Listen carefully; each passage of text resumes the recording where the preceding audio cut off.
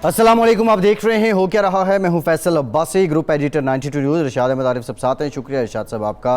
Washington में होने वाले IMF के मौसम बहार डायलॉग में पाकिस्तान के वज़ीर ख़ज़ाना मिफ्ताह इस्माइल ने भी शिरकत की। इस मौके पे जो अब तक बातें इत्तलात सामने आ रही हैं उसके मुताबिक IMF ने पाकिस्तान का जो कोटा है उसको $8 अरब तक तोसी देने पर रजामंदी का इजहार किया है, लेकिन साथ ही साथ IMF की जानिब से जो शराइत हैं, बिलखुसूस जो पेट्रोलियम मसनूआत पे बिजली पे सब्सिडी दे रखी है हुकूमत ने, उसको ख़त्म करने का भी मुतालबा किया गया है। जो IMF के साथ अब तक जो बातचीत हुई उसमें ये तय पाया है कि अगले माह जो है वो IMF का वक्त जो मिशन है वो पाकिस्तान में दौरा भी करेगा और जो तकनीकी मामलात हैं उनको तय किया जाएगा। लेकिन सवाल ये है कि IMF की शराइत अगर वैसी ही रहीं जो इमरान खान की हुकूमत के दौरानिए में थी, तो ये हुकूमत जो मौजूदा इत्तेहादी हुकूमत है ये अवाम को रिलीफ कैसे दे पाएगी।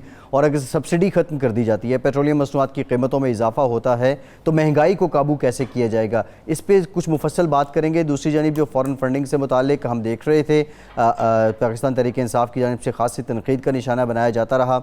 इलेक्शन कमीशन को भी इस्लामाबाद हाई कोर्ट ने जो एक रुकनी बेंच था उसका जो फ़ैसला है उसको आज मुअत्तल किया है और अब जो फ़ॉरेन फंडिंग केस है उसका फ़ैसला 30 दिन में आने की जो पाबंदी थी इलेक्शन कमीशन पे वो हट चुकी है। इस पर भी डिटेल बात करेंगे। पंजाब में भी एक हिजानी कैफियत है, अभी तक एक बहरान ही है, कॉन्स्टिट्यूशनल ब्रेकडाउन है। हमजा शहबाज वज़ीर आला मुंतखब हो चुके हैं लेकिन वो हल्फ नहीं दे पा रहे और दूसरी जानिब उस्मान बुज़दार अपना जो काम है उसको जारी रखे हुए हैं, जबकि गवर्नर पंजाब ने रिपोर्ट जमा करवा दी और कहा गया है कि ये जो इलेक्शन है इस ज़ाब्ते के मुताबिक नहीं हुआ, इसको कलअदम करार दिया जाए। लेकिन इरशाद साहब, मोस्ट इंपॉर्टेंट, अब से कुछ देर पहले पाकिस्तान तहरीक-ए-इंसाफ के चेयरमैन इमरान खान का एक वीडियो पैगाम सामने आया जिस पे उन्होंने अपने कारकुनों से कहा है वो तैयार रहें, वो जल्द कॉल देंगे, इस्लामाबाद का रुख करेंगे, तब तक इस्लामाबाद बैठेंगे जब तक इलेक्शन नहीं हो जाते हैं। अब ये क्या इंडिकेशन है, ईद के बाद अगले 10-12 दिनों में पाकिस्तान तहरीक-ए-इंसाफ फिर से इस्लामाबाद पड़ाव डालेगी और नए इंतखाबात का मुतालबा करेगी? वासिफ, ये इमरान खान साहब का मामला तो वो है जो इकबाल ने कहा था कि माशर में फारिग तो ना बैठेगा, माशर में जुनू अपना, या अपना चले या दामन यज़दां चाक, या अपना गरेबां चाक। तो खान साहब तो अब दामन यज़दां चाक करने पर तुले हुए हैं, फारिग बैठने वाले तो वो नहीं हैं। अब देखना ये है कि वो इसमें किस हद तक कामयाब होते हैं। 1 पॉइंट एजेंडा है उनका कि नया इलेक्शन कराएं जी। अब इत्तेहादी हुकूमत और इत्तेहादी हुकूमत के जो सरपरस्त हैं चाहें तो वो इस हुकूमत को तूल दे के जी उनको फेस करें या इलेक्शन में फेस करें और उसी तरह उनको उसी तरह का इलेक्शन दिया जाए जो 13 का इलेक्शन था। उसमें भी वो उनके बड़े बुलंद बांग दावे थे कि मैं 2/3 मेजॉरिटी लेके आ रहा हूँ और उसके बाद वो 27-28 सीटें उनको मिली थी। तो ये फ़ैसला इत्तेहादियों ने करना है कि क्या सूरत हाल है, लेकिन वो बैठने वाले तो नहीं है। कल भी उन्होंने एक कॉल दे रखी है जी अपने कारकुनों को कि वो इलेक्शन कमीशन का इस्लामाबाद में भी और बाकी जो सूबाई इलेक्शन कमीशन का घिराव करें और वो जो फॉरेन फंडिंग केस के हवाले से और बाकी चीज़ें जो है वो करें। अच्छा, फॉरेन फंडिंग के हवाले से तो अब उनको एक तरह से रिलीफ मिल गया है जी, कोर्ट में है मामला, इंट्रा कोर्ट अपील कबूल हो गई, अपील है वो कबूल हो गई है। नहीं, उस तरह से कबूल तो नहीं हुई, यानी वो सुनने के लिए कबूल हुई है। अभी तो वो चलना है, केस चलना है, लेकिन वो 30 दिन की जो तलवार लटकी हुई थी उससे अभी वो तलवार हट गई है। लेकिन देखें कल क्या इलेक्शन कमीशन इंतज़ामात क्या करता है, इस्लामाबाद की इंतज़ामिया क्या करती है और इनके कितने कारकुन जी। मैं टीवी पर देख रहा था कि वहाँ IG इस्लामाबाद ने दौरा भी किया है, कंटेनर भी लगाए जा रहे हैं और प्रिजनर वैन्स जो हैं वो भी मंगवाई जा रही हैं कि जो लोग आएंगे उनको फौरी तौर पर गिरफ़्तार करके ले जाया जाएगा। लेकिन ये मामला तो चलता रहेगा। असल में इम्तिहान जो इत्तेहादी हुकूमत का है वो यही है कि अब IMF का प्रोग्राम भी उन्होंने एक्सेप्ट कर लिया जी, और मेरा ख़्याल है कि अभी तक सिवाय इसके कि जो $6 अरब का था उसको $2 अरब मज़ीद बढ़ा, जो कोटा था वो बढ़ाने पर रजामंदी का 8 अरब पे चला गया, यानी कर्जा मज़ीद बढ़ा दिया।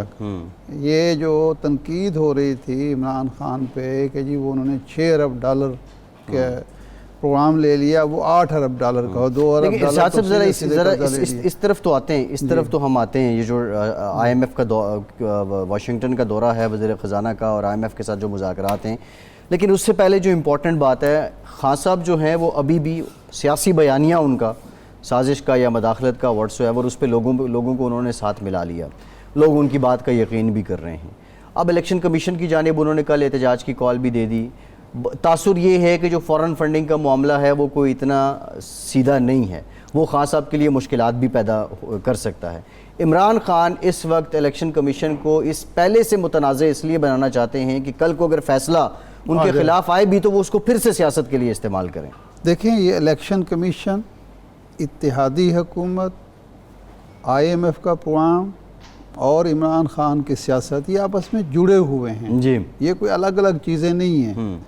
इलेक्शन यानी इमरान खान ने एक जो नैरेटिव बनाया है, एक ऐसी हुकूमत जिसकी कहा जाता था कि पॉपुलैरिटी, मकबूलियत गिरते गिरते 7% पे आ गई थी जी, अब मुखालिफिन भी तस्लीम कर रहे हैं कि वो 7 से 27 या 29 पे चली गई जी, जबकि दावा बाज़ लोगों का ये है कि नहीं जी वो 40 या 44% पे है।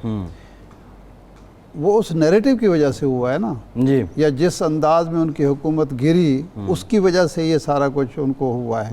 अब उसको नाकाम बनाने की एक सूरत तो ये है कि आप उनको जेल में डाल दें या उनको नाअहल कर दें और उनकी पार्टी पर पाबंदी लगा दें। ये कोई माकूल तरीका नहीं होगा। माजी में इसका कोई फ़ायदा नहीं हुआ जी, नैब पर पाबंदी लगी, उसका भुट्टो साहब को कोई फ़ायदा नहीं हुआ। उससे पहले अवामी लीग पर याह्या खान ने पाबंदी लगी, पाकिस्तान को या हुक्मरानों को कोई फ़ायदा नहीं हुआ।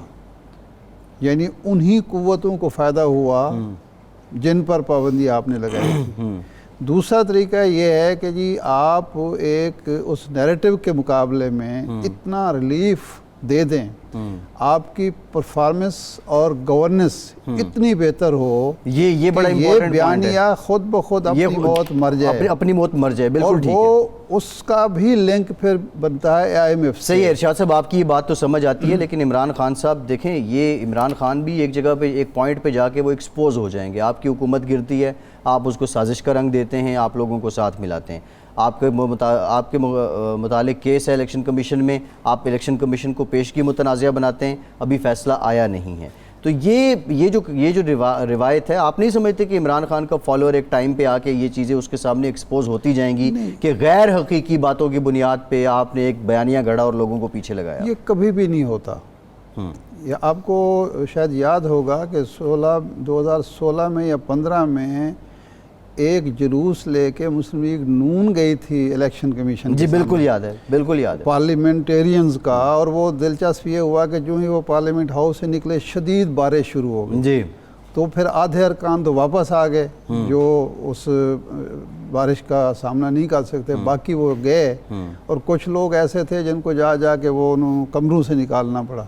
तो इलेक्शन कमीशन के सामने एहतजाज पहले भी होते रहे हैं। हमारे यहाँ प्रॉब्लम जो बन गया है वो ये है कि जमहूरियत तो हम पुकारते हैं, जमहूरियत जमहूरियत जमहूरियत, जमहूरी रवैये नहीं है किसी सियासी जमात के, और इस जमहूरी रवैये को फ़रोग़ देने की, परवान चढ़ाने की कोई शऊरी कोशिश किसी ने की ही नहीं। बिल्कुल ठीक है। यानी जो सबसे बड़े अलमबरदार थे जमहूरियत के, सिविल बालादस्ती के, वो हमने क्या किया, बिलाखिर क्या किया, वो सारी चीज़ें भूल गए ना। बिल्कुल ठीक है। मतमय नज़र जो है वो जमहूरियत नहीं है, मतमय नज़र यहाँ जमहूरी इक़्तिदार की परवरिश नहीं है। मतमय नज़र इक़्तिदार का हुसूल है, वो जायज़ तरीके से हो ना नाजायज़ तरीके से हो, और कोई भी वही अच्छे हैं जो मेरी बात मानते हैं, मेरे ताबे मुहम्मल हैं, मुझे फ़ायदा पहुंचाते हैं, वो इदारे बेहतर। वो खा नवाज शरीफ हो, आसिफ जरदारी हो या इमरान खान हो, सभी जो है यही अलमिया है, सभी इस पॉइंट पे आके बराबर हैं।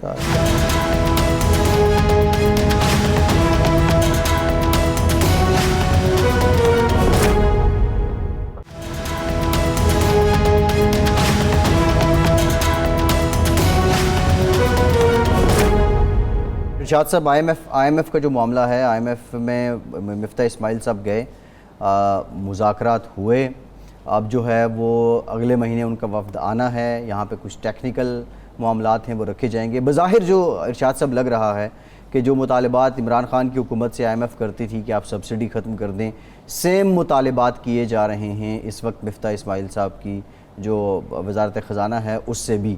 لیکن سوال یہ ہے کہ پچھلے سال ہماری جو درآمدات تھیں وہ تقریباً 11% تھیں اور اب 41% ہیں، 30% کا یہ فرق ہے، اور جو میجر وجہ ہے وہ دنیا بھر میں جو آئل پرائسز ہیں وہ بڑی ہیں، اور اس وجہ سے ہمیں اب زیادہ ڈالر دینے پڑ رہے ہیں آئل خریدنے کے لیے۔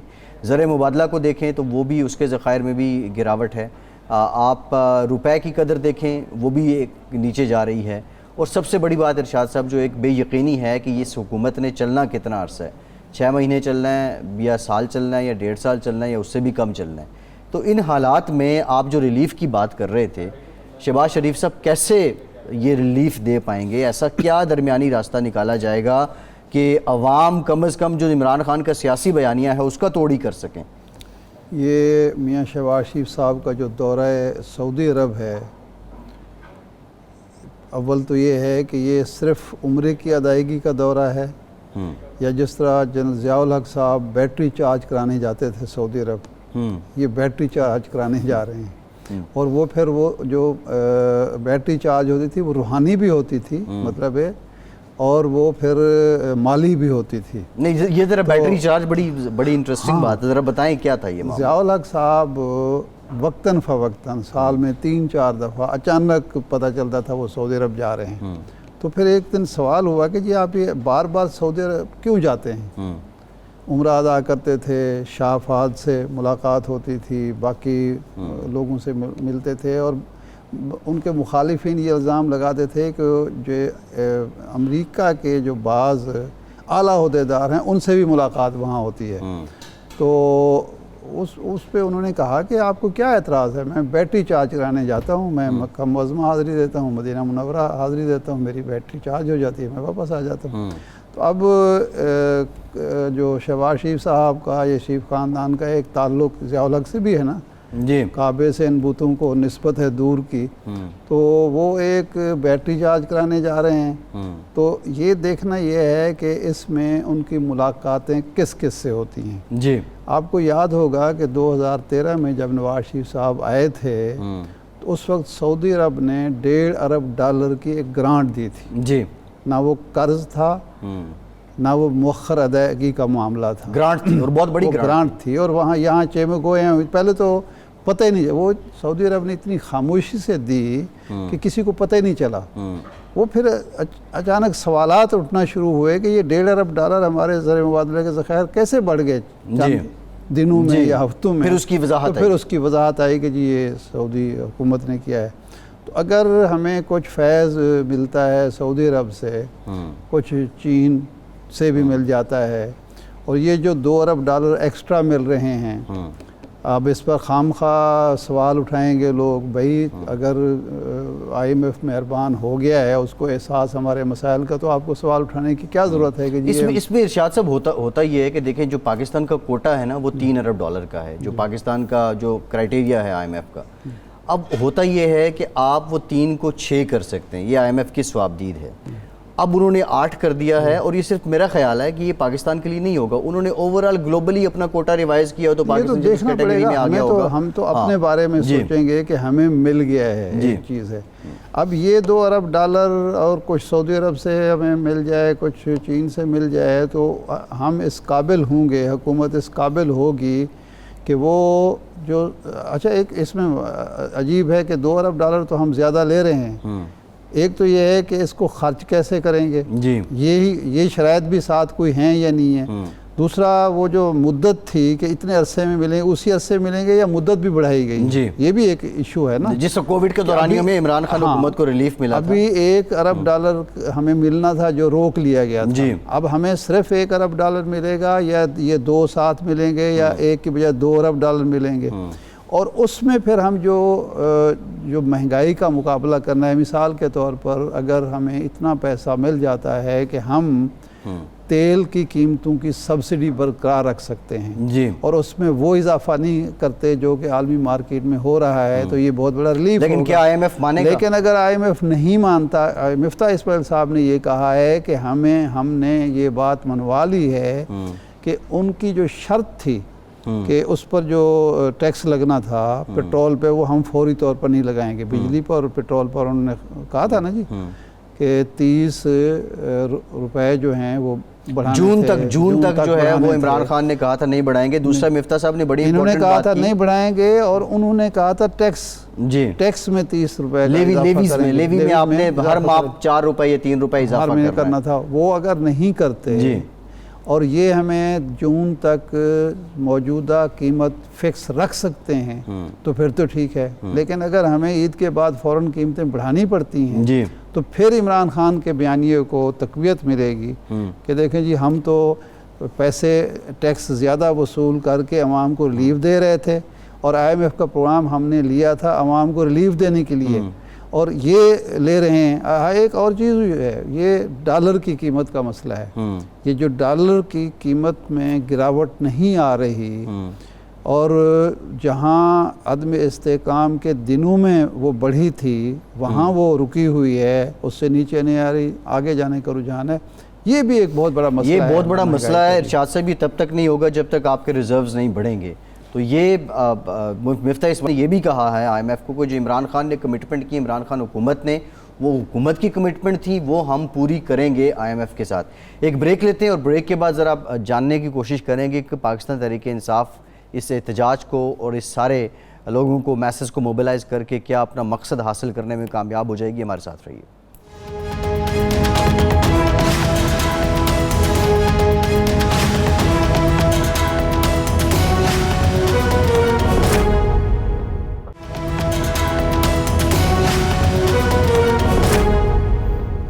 ब्रेक के बाद एक बार फिर से आपको खुशामदीद कहेंगे। हमें ज्वाइन किया है पाकिस्तान तहरीक इंसाफ के सीनियर रहनुमा अली मोहम्मद खान साहब ने। बहुत शुक्रिया खान साहब आपके वक्त का। खान साहब, कल आप इलेक्शन कमीशन के सामने एहतजाज कर रहे हैं। आज इस्लामाबाद हाई कोर्ट की जो आपके इंट्रा कोर्ट अपील थी, उसमें भी आपके लिए हौसला अफजा जो है वो डिसीजन आया है कि 30 दिन में फॉरेन फंडिंग केस का फैसला देने की जो रूलिंग थी उसको मुअत्तल कर दिया गया है। लेकिन आपके मुखालिफिन ये कहते हैं कि पाकिस्तान तहरीक इंसाफ इलेक्शन कमीशन को पेशगी मुतनाज़िया बनाना चाहती है, ताकि अगर फॉरेन फंडिंग केस में फ़ैसला आपके ख़िलाफ़ आए तो आप उसका सियासी फ़ायदा उठा सकें। किस हद तक ये तासुर दुरुस्त है? बिल्कुल दुरुस्त नहीं है। बिस्मिल्लाहिर्रहमानिर्रहीम, अल्लाहुम्मा सल्लि व सल्लिम व बारिक अला सय्यिदिना मुहम्मद। सबसे पहले तो रमज़ान का आखिरी अशरा है और आप सबको मेरी तरफ से बहुत बहुत मुबारक हो। अल्लाह में तौफीक दे कि इसका हम पूरा जो भी इसके लवाज़मात हैं हम पूरे कर सकें। देखें, इलेक्शन कमीशन हो या कोई और इदारा हो, ये हम सब के इदारे हैं। इलेक्शन कमीशन और जमहूरियत और पार्लिमानी निज़ाम ये लाजिम व मलजूम है, और हम हमेशा इदारों की मजबूती के जो है वो कायल रहे हैं। जो डिमांड चेयरमैन इमरान खान साहब इलेक्शन कमीशन से कर रहे हैं वो कोई ऐसी डिमांड नहीं है जो एक्स्ट्रा फेवर है। डिमांड क्या थी? वो यही थी कि आप एक सबसे बड़ी जमात वोट लेने के हिसाब से, सीटें लेने के हिसाब से, मेंबरशिप के हिसाब से पाकिस्तान तहरीक इंसाफ, इसको आप सिंगल आउट ना करें, आप इंसाफ पे मबनी फैसला करें और एट पार ट्रीट करें। हमारे साथ दो बड़ी जमातों और को जो इस मुल्क में हुकूमतें बना चुकी हैं, पाकिस्तान पीपल्स पार्टी इस मुल्क में 4 बार हुकूमत बना चुकी है, और ये मुस्लिम लीग नून की 4थी बार जो है अब वज़ीर आज़म आया है उनका। 2 बार मियाँ साहब और तीसरे टर्म में मियाँ साहब और शाहिद खान साहब और अब शहबाज शरीफ साहब।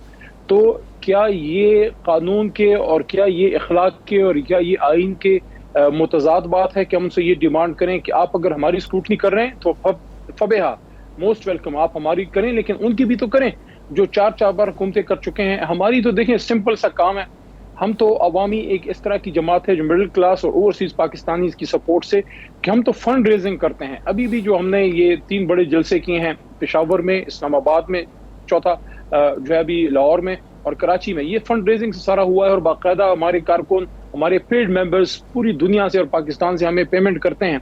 तो हमने तो एक नया ट्रेंड दिया है पाकिस्तान की सियासी जमातों में कि बजाय बड़े बड़े इन्वेस्टर्स के और करप्शन के, आप आम आदमी से फंड जनरेट करें, जिस तरह दुनिया में होता है, वहां बड़ी बड़ी जमातें फंड रेजिंग करती हैं। तो हमारी अब बिल्कुल आप स्क्रूटनी करें, लेकिन साथ में इन जमातों की भी तो करें जो 40 साल से हुकूमतें हैं और इक़्तिदार में हैं। علی محمد خان صاحب، جب آج اسلام آباد ہائی کورٹ نے وہ معطل کر دیا فیصلہ، تو اب احتجاج کی کیا ضرورت ہے؟ اب آپ انتظار کریں، جب وہ فیصلہ آ جاتا ہے پھر وہ شروع ہوتی ہے، اگر تینوں جماعتوں کی اکٹھے سماعت نہیں کرتا الیکشن کمیشن تو پھر کر لیجئے گا۔ کل کیوں کر رہے ہیں؟ اپنے کارکنوں کو بھی مشکل میں ڈال رہے ہیں، عوام کو بھی، الیکشن کمیشن کو بھی۔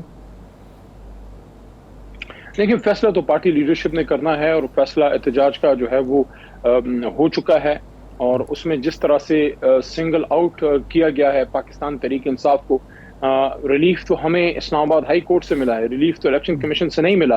الیکشن کمیشن نے تو اپنا جو، میں بصد احترام یہ عرض کروں گا، لیکن یہ الفاظ بڑے سخت ہیں، لیکن الیکشن کمیشن نے اپنا میلس شو کیا ہے، اپنی بدنیتی شو کی ہے کہ جس طریقے سے فوری طور پہ ڈیلی بیسس پہ آپ ہیئرنگ کر رہے ہیں پاکستان تحریک انصاف کی، جو آپ نے ڈیٹس دیے کہ آپ فورن فنڈنگ کیس، جو کہ بیسیکلی فورن فنڈنگ بھی نہیں، پروہیبٹڈ فنڈنگ کا کیس ہے، جس میں میکسیمم سزا یہی ہے کہ اگر وہ پیسے جو ہیں وہ پروہیبٹڈ فنڈنگ کے زمرے میں آتے ہیں تو آپ وہ جرمانے میں وہ پیسے لے سکتے ہیں، پارٹی کو ڈسبینڈ نہیں کر سکتے۔ لیکن ماحول ایسا بنانا ایک پریشر ٹیکٹکس کے طور پہ کہ پاکستان کی سب سے بڑی جماعت کو خدا نخواستہ ڈسبینڈ کر دیا جائے، کیا ہم چاہتے ہیں کہ پاکستان میں in the heart of Punjab and through nook and corners of Pakistan, Kashmir سے لے کے خیبر، اور خیبر سے لے کے گوادر سے لے کے کراچی تک ایک بہت بڑی جماعت اور کروڑوں ووٹر اور سپورٹر کو دیوار سے لگانے کا پروگرام ہے؟ ہم کیا چاہتے ہیں اس ملک میں؟ پہلے ہی ہم وہ چیز کر چکے ہیں جو بدقسمتی سے ایک بہت بڑی غلطی ہم نے سن 71 میں کی تھی۔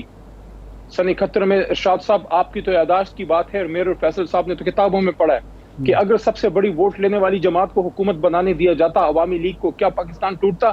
اور آج اللہ تعالیٰ کے کرم سے پاکستان ہر لحاظ سے مضبوط ہے، ہر لحاظ سے مضبوط ہے، اور وہ ماضی کے قصے بن گئے۔ لیکن وہ غلطی دوبارہ کیا نہیں کی گئی کہ 150 کے قریب سیٹ لینے والی جماعت کے اوپر ایک امپورٹڈ رجیم جو ہے بٹھا دی گئی ہے، ایک مداخلت کے ذریعے 85-90 سے زیادہ تو سیٹیں نہیں ہیں مسلم لیگ نون کی، وہ 150 سیٹ لینے والی جماعت کے اوپر بٹھا دی گئی ہے۔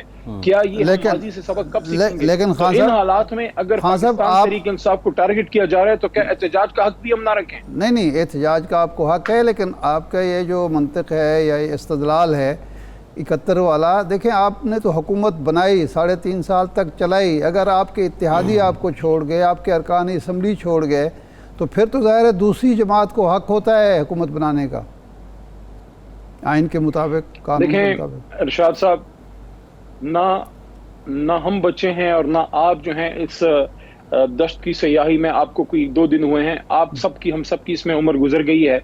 یہ کیسے سارے جو ہے ساری چیزیں اچانک فٹ ہو گئی ہیں کہ جیسے ہی وہ وہاں سے وہ مراسلہ آتا ہے اور اس کے اگلے دن جناب یہاں عدم اعتماد آتی ہے اور سارے پنچھی جو ہیں وہ اڑ جاتے ہیں اور سب کی ضمیر جاگ جاتی ہے۔ کیسے ہو گئی علی محمد خان صاحب؟ دیکھیں کیسے، دیکھیں یہ زومانی باتیں، ود ڈیو ریسپیکٹ، کیسے ہو گئی؟ آپ اس بات کو ثابت کریں نا۔ این ایس سی نے تو ریفارم کیا، آپ مجھے بتائیں، ایک غیر ملک نے اس ضمیر کو جگوانے کے لیے کہ آپ کی کارکردگی کافی نہیں تھی 3 سال کی؟ مجھے دیکھیں، کارکردگی کی بنیاد پہ تو نہیں ہوا نا، آپ تمام انڈیکیٹرز جتنے ہیں وہ تو اب بہتری کی طرف جا رہے تھے۔ اس وقت جب میں آپ سے بات کر رہا ہوں، مارچ کے مہینے میں پاکستان کی تاریخ کی سب سے زیادہ ایکسپورٹ آپ کی $3 ارب کی جو ہے وہ ہوئی ہے۔ میاں نواز شریف صاحب کی $2 ارب جو ہے میکسیمم ہوتی تھی، ہم جو ہے $3 ارب کو پر منتھ ٹچ کر رہے تھے۔ سر مارچ کے مہینے میں ڈالر پہنچا کہاں پہ ہے؟ ڈالر پہنچا کہاں پہ ہے؟ 190 تک تو ہٹ کیا ہے نا، روپی کتنا ڈی ویلیو ہوا ہے، اس حساب سے تو ایکسپورٹ بڑھنی تھی۔ روپی میں آپ کو میرے بھائی نہیں بتایا، میں نے آپ کو ڈالرز میں بتایا ہے کہ ڈالرز میں ان اینڈ آؤٹ ہمارا $3 ارب پر منتھ جو ہے وہ ٹچ کر رہا تھا۔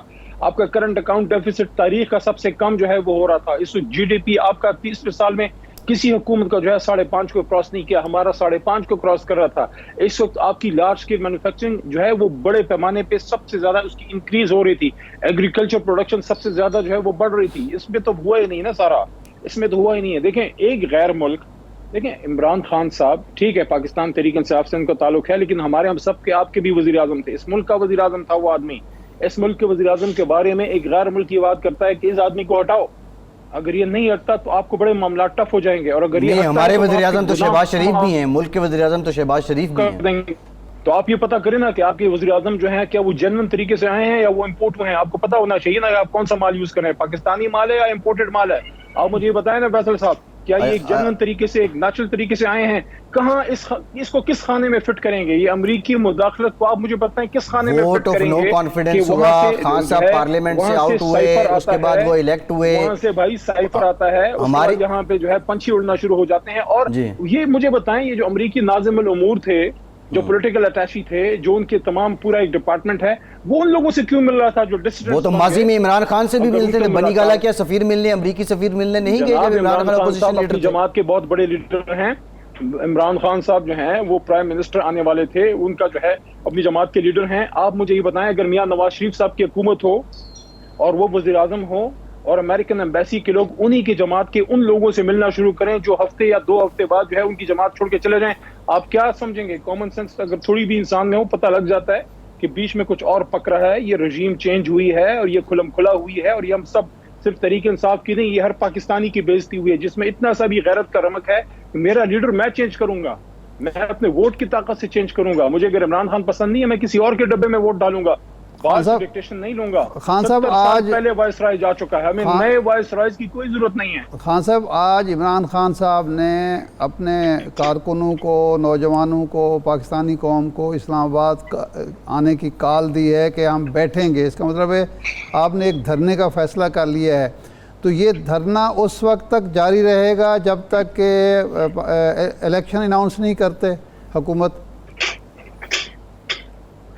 اس وقت جو ارشاد صاحب صورتحال ہے نا، اتنا بیچ میں گند پڑ چکا ہے اور اتنا زیادتی ہو چکی ہے اور رژیم چینج جو ہے وہ کمپلیٹ ہو چکی ہے کہ جو ان کی من مرضی کے لوگ نہیں تھے ان کو ہٹا کے اپنی من مرضی کے لوگوں کو بٹھایا جا چکا ہے. اس تمام مسئلے کا واحد حل یہ ہے کہ الیکشن ہو تاکہ اس گند پہ جو ہے وہ مٹی پڑے اور آگے عوام اپنے لیے ایک آزاد فیصلہ کر سکیں. جس سے جو غلطیاں ہوئی ہیں وہ بھی اپنی غلطیاں ٹھیک کریں. اور یہ میری بات یاد رکھیں، تاریخ میں ہم اس سے سیکھتے نہیں ہیں کہ ملک کے سب سے بڑے لیڈر اور سب سے پاپولر جماعت کو آپ جب 2 نمبر طریقے سے دیوار سے لگاتے ہیں اور مداخلت ہوتی ہے بیرونی، اور یہ کوئی نئی بات تو نہیں ہے، پاکستان میں ہمیشہ ان لوگوں نے جو ہے پنجہ آزمائی کی ہے. یہ پہلی بار ہوا ہے کہ ادھر سے اگر کسی نے دھمکی دی ہے تو ادھر سے بھی کسی نے آنکھ دکھائی ہے. ان کو عادت نہیں تھی نا، ان کو جھکے ہوئے سر اور جھکی ہوئی کمرے دیکھنے کی عادت تھی. ان کو جو ہے ان لوگوں سے ڈیل کرنے کی عادت تھی جو ان کو یسر کہتے تھے، جو اپنے اقتدار کی دوام کے لیے اور اپنے اقتدار کی استحکام کے لیے ہمیشہ ان کی طرف دیکھا کرتے تھے. جب کسی نے ان کو ایبسولوٹلی ناٹ کہا ہے، ان کی ایگو بڑی ہرٹ ہوئی ہے. سپر پاور ہے، دنیا میں اپنا راج چاہتا ہے. نیو ورلڈ آرڈر میں تیسری دنیا کے کسی لیڈر کی طرف سے ایبسولوٹلی ناٹ کہنے کی کوئی گنجائش نہیں ہے. اس بات کو ہمیں سمجھنا چاہیے کہ یا تو ہم اقوام عالم میں غیرت سے جئیں اور یا پھر ہم جو ہے اسی طرح بس سر جھکا کے جئیں جس طرح جی رہے ہیں. نہیں، میرا سوال یہ تھا کہ یہ جو دھرنے کی آپ کال دے رہے ہیں یہ اس وقت تک جاری رہے گی جب تک الیکشن کا اعلان نہیں ہوتا، اور اگر نہیں ہوتا تو اس کے بعد بھی کوئی آپ کے پاس آپشن ہے دھرنے کے علاوہ؟ دیکھیں، یہ ہمارا ملک ہے، ہم نے اس کو نقصان نہیں پہنچانا. ہم اس کے بچانے کی جدوجہد میں ہم سرگرداں ہیں. ہمارے آباء و اجداد نے، آپ کے آباء و اجداد نے اس ملک کو بنایا تھا. آپ اللہ کا شکر ادا کریں کہ اس کرپشن کے اس گندے ماحول میں جب اقتدار کی جنگ ہے، جہاں پاور پالیٹکس ہوتی ہے، جہاں اقتدار سے ذاتی مفاد کے لیے کیا جاتا ہے، ایک آدمی نے، عمران خان نے کھڑے ہو کے پاکستان کے کروڑوں نوجوانوں کو اس فکر میں مبتلا کر دیا پچھلے 20-22 سالوں سے کہ آپ اپنے ملک کی باغ دوڑ اپنے ہاتھ میں سنبھالیں. اور جن نوجوانوں نے ملک بنایا تھا آج سے 85-75 سال پہلے، ان نوجوانوں کو یہ فکر دے دی کہ اس ملک سے بھاگو مت، اس ملک کو چھوڑو مت، اس ملک کو گالی مت دو، اس ملک کے لیے کھڑے ہو جاؤ اور اس کے اقتدار اپنے ہاتھ میں لو. پالیٹکس کے ذریعے اور بیلٹ کے ذریعے آپ پرامن طریقے سے اس کو ٹھیک کرو. تو ہم تو اس ملک کو بچانے والے ہیں، ہم تو نقصان دینے کا سوچ بھی نہیں سکتے. ایک دھرنا یا احتجاج ہوگا، وہ ڈیسائیڈ کریں گے خان صاحب اور پارٹی لیڈرشپ کہ دھرنا کیا ہوگا کتنا ہوگا اور کتنے دن ہوگا، اور اس کے بعد لایا عمل کیا ہوگا. لیکن میں سمجھتا ہوں کہ جتنی تعداد میں دنیا نکلی ہے، عوام کا ایک پریشر ہے. اور ڈیمانڈ کیا ہے؟ ڈیمانڈ یہ فریش الیکشنز. یہ وہی ڈیمانڈ ہے ٹھیک ہے، بالکل ٹھیک ہے. علی محمد خان صاحب بہت شکریہ آپ کے، یہ تو نہیں کہہ رہے کہ ہمیں دوبارہ بیٹھاؤ. جی بالکل ٹھیک ہے، بہت شکریہ آپ کے وقت کا. ایک بریک لیتے ہیں، بریک ہمارا حاضر ہوتے ہیں.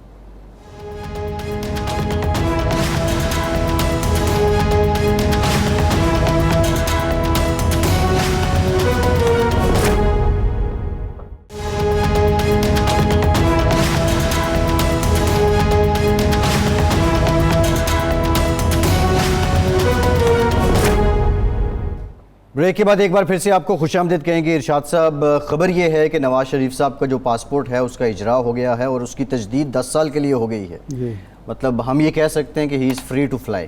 بالکل. یہ وہ آپ نے سنا ہے نا مشہور کہ حافظ جی سے نابینا حافظ تھے، ان سے پوچھا کہ حافظ جی حلوہ کھاؤ گے؟ تو اس نے جواب دیا کہ پھر اندھے کیوں ہوئے تھے اگر حلوہ ہی نہیں کھانا تھا. اگر شہباز شریف صاحب کی حکومت آئے اور نواز شریف صاحب کو پاسپورٹ ہی نہ ملے، اب یہ معلوم کرنا پڑے گا کہ ڈپلومیٹک پاسپورٹ ملا ہے نہیں، ان کا اپنا جو پرسنل پاسپورٹ ہے، پرسنل پاسپورٹ ڈپلومیٹک ملنا چاہیے. مطلب کیا فائدہ ہے؟ ڈپلومیٹک نہیں ہے لیکن ملنا چاہیے. ہاں، ایکس وزیر اعظم ہیں، وزیر اعظم ہیں، وہ سزا وغیرہ یہ وہ تو وہ کہتے ہیں کہ یہ تو مجھ سے انتقام لیا گیا ہے. کس نے لیا، کیوں لیا، یہ ایک سوال الگ ہے.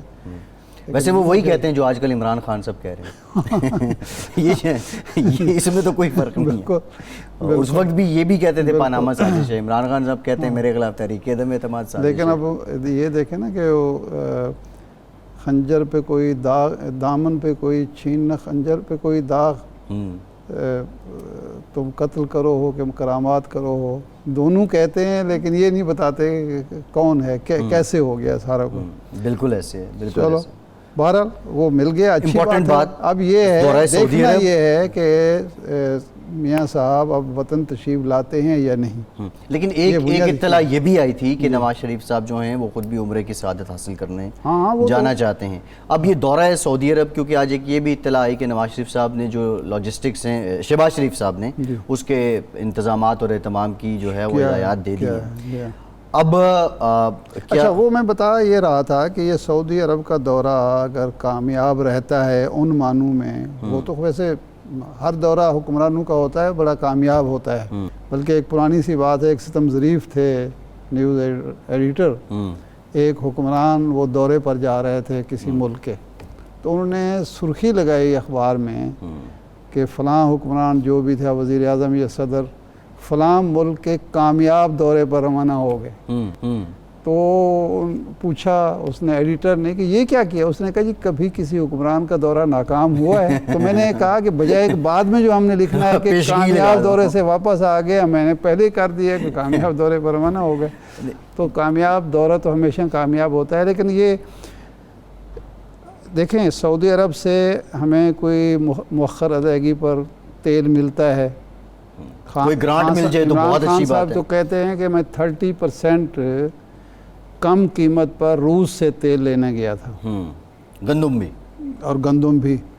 اگر سعودی عرب سے ہمیں مؤخر ادائیگی پر یا کچھ کم قیمت پر مل جاتا ہے چین سے کچھ، تو اس کے نتیجے میں یہ ہوگا کہ کچھ ریلیف ملے گا. کیونکہ یہ تو موجودہ حکمران جب اپوزیشن میں تھے وہ یہ بات نہیں مانتے تھے کہ یہ مہنگائی کوئی عالمی فنامنا ہے، انٹرنیشنل فنامنا ہے. وہ کہتے نہیں یہ سارا نااہلی کا اور ناقص جو کارکردگی ہے، گورننس، منصوبہ بندی ہے، اس کا نتیجہ ہے.